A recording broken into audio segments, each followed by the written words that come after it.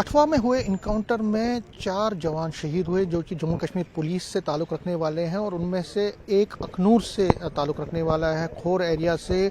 मेरे साथ इस पर इस वक्त जुड़े हैं अखनूर से बीजेपी के एमएलए मोहनलाल भगत। ये पूर्व एसएसपी भी रह चुके हैं पुलिस डिपार्टमेंट में। सर, न्यूज़ 18 से बात करने के लिए आपका बहुत बहुत धन्यवाद मोहनलाल जी, क्या लगता है आपको कि ये जो शहादत है ये कितना, मतलब हम ये कैसे, कितना अब इस मोमेंट को हम क्या कहेंगे? पेन तो है, क्या आपको लगता है प्राइड भी है?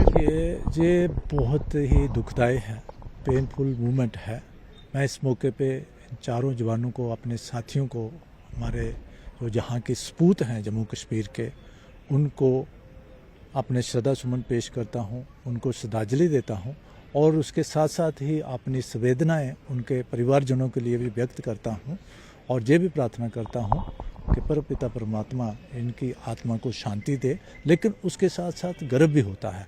आपको पता है कि मैं भी पूर्व में पुलिस में था और इन जवानों ने जिस हिसाब से बहादुरी का, वीरता का, निडरता का परिचय देते हुए वो पाकिस्तानी टेररिस्ट जो यहाँ पे अशांति फैलाने के लिए, जहाँ के जो नागरिक हैं उनको मारने के लिए आए हुए थे, उनको मार गिराया है। अपना बलिदान देके, अपनी शहादत देके वीर गति को प्राप्त हुए हैं। मैं ये भी इसके साथ साथ कहना चाहता हूँ कि ये पाकिस्तान के जो नापाक इरादे हैं, हमारी सरकार, भारत सरकार बिल्कुल सक्षम है। जम्मू कश्मीर पुलिस, हमारे अर्धसैनिक बल, हमारी फौज बिल्कुल सक्षम है ऐसे किसी भी इरादे को, ऐसे किसी भी मूव को, किसी भी हरकत को वो न्यूट्रलाइज करने में सक्षम है। मैं ये भी कहना चाहता हूँ कि पाकिस्तान जो सीधी लड़ाई होती है, जिसको हम कन्वेंशनल वार कहते हैं, उसने कई लड़ाइयाँ भारत पे थोपने की कोशिश की, लेकिन सब लड़ाइयों में, सब जितनी भी वार्स बैटल्स हुई हैं, सब में उसको मुंह की खानी पड़ी और बुरी तरीके से उसकी हार हुई है। जब उसने देखा कि सीधे इस किस्म की लड़ाई में, कन्वेंशनल वार में वो नहीं जीत सकता है, तो उसने प्रॉक्सी वार शुरू की है। हमारे 1980s से, लेट 80s से जो यहाँ पे पिछले 30-35 साल से शुरू हुआ है, लेकिन अब ये बिल्कुल ख़त्म होने के कगार पे आई हुई है। आपने देखा होगा कि खास करके 2014 से, जब से केंद्र में भारतीय जनता पार्टी की सरकार आई हुई है, भारत के प्रधानमंत्री माननीय नरेंद्र भाई मोदी जी के नेतृत्व में, गृह मंत्री माननीय अमित शाह जी के नेतृत्व में कितना फ़र्क पड़ा है। जो हड़तालें होती थी, पत्थरबाजी होती थी, जहाँ इस किस्म की जो ज़्यादा एक्टिविटीज़ होती थी, अब इक्का दुक्का जो एक्टिविटीज़ हो रही हैं, इस किस्म की जो कोशिशें की जा रही हैं, उनको भी न्यूट्रलाइज किया जा रहा है। जो हमारी सरकार की, भारतीय सरकार का जो एजेंडा है कि zero tolerance for the terrorist and terrorist activities. लेकिन हाँ, जीरो टॉलरेंस तो है, लेकिन कहीं ना कहीं जम्मू की अगर हम बात करें, जम्मू रीजन में पिछले 2.5 साल से, और मुझे लगता है कि डांगरी में जब 2023 1 जनवरी को हुआ था, किलिंग्स हुई थी, 4-7 जवानों जो लोग थे उनकी शहादत हुई, उसके बाद लगातार हमने एक साइकिल देखा जो अभी तक थम नहीं रहा। तो जम्मू डिवीज़न को पूरा उन्होंने ग्रिप करने की कोशिश की। देखिए, आप ठीक कह रहे हैं कि जहाँ पे पिछले कुछ समय से कुछ एक्टिविटीज़ बढ़ी हैं, ये पाकिस्तान की सोची समझी साजिश है, चौल है कि जम्मू प्रांत का जो माहौल था, शांतिपूर्वक माहौल था, आपस में भाईचारा था, उसको कहीं ना कहीं पाकिस्तान की डिस्टर्ब करने की कोशिश है। लेकिन मैं यहाँ की जनता को, जहाँ के वासियों को, खास करके जम्मू प्रांत के वासियों को नमन करता हूँ कि उन्होंने ऐसा कुछ भी यहाँ पे नहीं होने दिया है।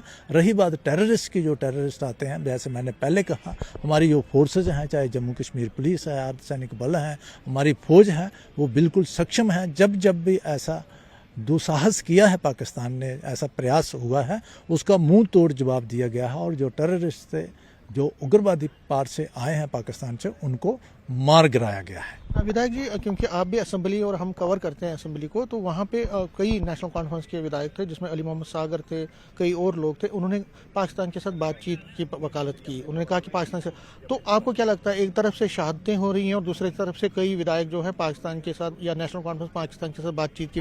देखिए, भारतीय जनता पार्टी का और भारतीय जनता पार्टी के जो केंद्र में माननीय नरेंद्र भाई मोदी जी के नेतृत्व में सरकार चल रही है, उसका बिल्कुल एक स्पष्ट संदेश है, both the things, talks and terrorism can not go together. उग्रवाद और बातचीत दोनों चीज़ें इकट्ठी नहीं जा सकती। ये भारतीय सरकार का एक कड़ा संदेश है, this is clear message from the government of India कि दोनों चीज़ें इकट्ठी नहीं जा सकती। जब तक पाकिस्तान बाज नहीं आता, टेररिज्म को कंट्रोल नहीं करता, वहाँ से टेररिस्ट ऐसी इक्की दुखी हालत जो इसका दुस्साहस करने की कोशिश नहीं करता, जब तक शॉर्ट में ये कहूँगा कि जब तक वो टेररिस्ट का साथ देना या टेररिज्म को जहाँ बढ़ावा देना बंद नहीं करता, मुझे नहीं लगता कि भारत सरकार उसके साथ टाक्स करेगी। और मेरा व्यक्तिगत मानना भी यही है कि दोनों चीज़ें इकट्ठी नहीं चल सकती। Terrorist and the talks can not be go together. और इसमें मैं यही कहूँगा कि उससे बातचीत नहीं करनी चाहिए जब तक पाकिस्तान ऐसी हरकतों से बाज नहीं आता। लास्ट में जो ये जवान शहीद हुए हैं उनके घर वालों को क्या लगता है, आर्थिक मदद और उनको जॉब या बाकी क्या, ताकि क्यों जो गया है उसको तो हम वापस नहीं ला सकते, लेकिन तक कम से वो देश और देशवासियों के लिए शहीद हुए हैं, उन्होंने सर्वोच्च बलिदान दिया है। मैं उनको नमन करता हूँ, कोटि कोटि प्रणाम करता हूँ। अपनी पार्टी की तरफ से क्षति पूरी नहीं हो सकती घर वालों के लिए, खास करके परिवार के लिए, लेकिन एक गर्व की बात भी है कि वो मातृभूमि की रक्षा के लिए, हमारे देशवासियों की रक्षा के लिए लड़ते हुए उन्होंने बलिदान दिया है, वो उस वीर गति को प्राप्त हुए हैं। रही बात आपने जो कहा कि फैमिली का लुक आफ्टर करना, हमारी सरकार और ख़ास करके जम्मू कश्मीर पुलिस इसमें पूरा ख्याल रखती है। उसमें पूरा एक नीतियाँ बनी हुई हैं, स्कीम्स हैं कि कैसे किया जाएगा। मुझे लगता है जैसे डीजी साहब ने जहाँ कहा भी कि एक पुलिस परिवार